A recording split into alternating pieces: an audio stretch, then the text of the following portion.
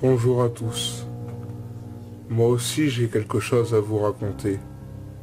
Il y a une semaine, j'ai fait une découverte qui continue de me perturber encore aujourd'hui.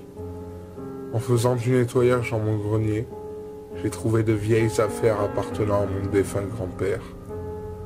Il y avait des habits, des photos retraçant toute une partie de sa vie, et un beau carnet relié en cuir. Curieux, je l'ai ouvert. Non sans émotion, vous en doutez.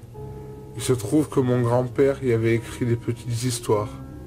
Je suis sorti du grenier pour pouvoir lire tout cela. Et j'ai reconnu certains de ces récits. Il faut que vous sachiez que mon grand-père était, pour mon plus grand plaisir, grand féru de contes. Il nous en racontait très souvent, à ma sœur et moi, lorsqu'il venait nous rendre visite à la maison. J'ai versé une petite larme en relisant certaines histoires qui avaient bercé mon enfance et que mon grand-père avait pris soin de consigner dans ce carnet. J'ai remarqué qu'il y avait même noté quelques expressions orales dans ces textes, du type « Écoutez bien les enfants » ou « Vous comprenez ?» Preuve que ces contes étaient directement destinés à nous être lus. Cependant, parmi la cinquantaine d'histoires courtes rédigées à la main, un certain nombre ne m'évoquaient absolument aucun souvenir. Mais si je poste ici, c'est parce que certaines histoires que je connaissais pas m'ont hautement dérangé. Parmi celles-ci, une était introduite de la sorte, en grosses lettres, à raconter au coin du feu le soir de Noël, pour que mes petits-enfants sachent la vérité. Mon grand-père disait donc ici que l'histoire qui suivait n'était pas une invention de sa part. Cela rend ce texte étrange avant même de commencer à le lire. Je vous l'ai recopié ici. Il s'intitule « Le vrai Père Noël ».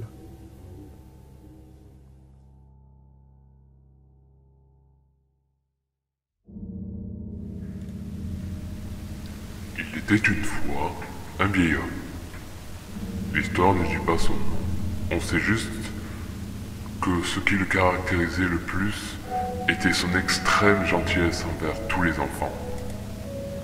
Il travaillait dans une fabrique de jouets, si bien que sa maison était un véritable paradis pour tous les enfants du monde. Chevaux bascules, petits soldats, poupées, pantins, jeux de société. Le soir, il restait des heures à la sortie des écoles repérant les enfants les plus... intéressants. La plupart du temps, tous ces jeunes petits êtres partaient en tenant la main d'un ou deux de leurs parents. Mais parfois, il en restait un seul, perdu au bord des larmes, cherchant du regard son père ou sa mère, ou bien quelques figures rassurantes. Le vieil homme s'approchait alors de lui, un petit jouet à la main. « Tu es perdu, mon petit? Oh, tu aimes cette petite marionnette? Viens chez moi. Il y a plein d'autres jouets qui n'attendent que toi. Et tu pourrais bien t'amuser pendant que j'appellerai tes parents pour qu'ils viennent te rechercher. Allez, viens, tiens-moi la main. » Arrivé dans la maison du vieux monsieur, les marmots avaient toujours les yeux qui se remplissaient d'étoiles. Il y avait tant à voir, et si peu de temps, jusqu'à ce que maman ou papa ne viennent les chercher. Le vieillard, lui, regardait son propre pantin de chair s'amuser avec tous les joujoux de bois entreposés dans la pièce. Il aimait beaucoup lire la joie dans les yeux des enfants. Mais toutes les choses ont une fin. Le vieux monsieur, donc, avec toute la délicatesse du monde, prenait l'enfant dans ses bras et l'asseyait sur une chaise.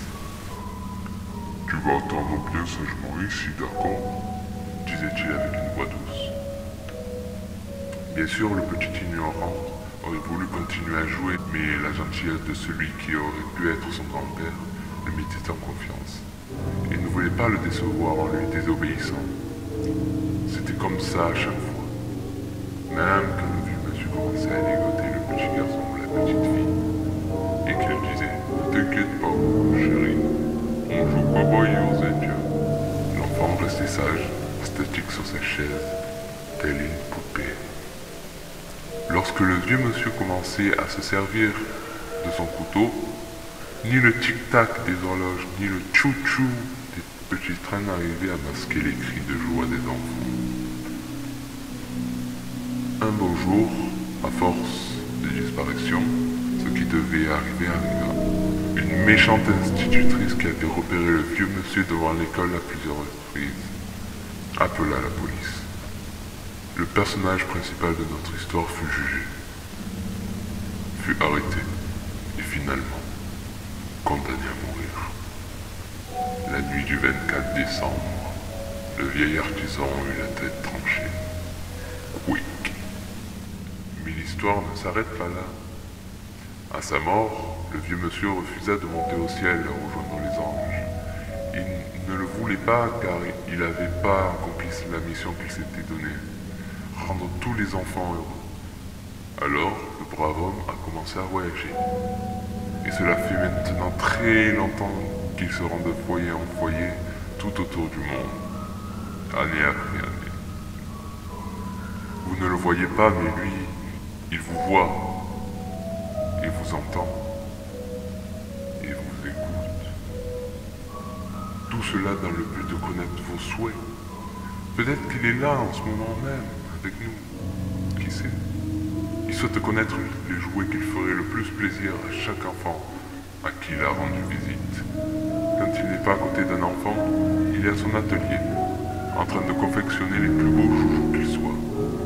Malheureusement, tous ce mois ne sont pas assez longs pour confectionner tant de jouets lorsqu'on n'est pas aidé d'une bande de petits luttins. Alors, il doit faire des choix. Et s'il surprend un enfant en train de faire une bêtise, alors celui-ci n'aura pas de chance de recevoir un jouet confectionné avec amour au pied du sapin. Bien sûr, les enfants, vous qui êtes si malins, vous avez compris que le héros de cette histoire n'est autre que celui qu'on nomme communément le Père Noël. Le Père Noël n'est pas un bonhomme tout rouge et ne passe pas par la cheminée. Et tous les ans, à la même date, il dépose bel et bien de jolis cadeaux sous le sapin des enfants sages, en espérant que ceux-ci viendront un jour s'amuser avec lui dans son atelier. La suite de l'histoire reste à écrire. Tâchez seulement de ne pas être les personnages principaux. Pour cette raison, au lit maintenant. Et ne vous levez pas cette nuit.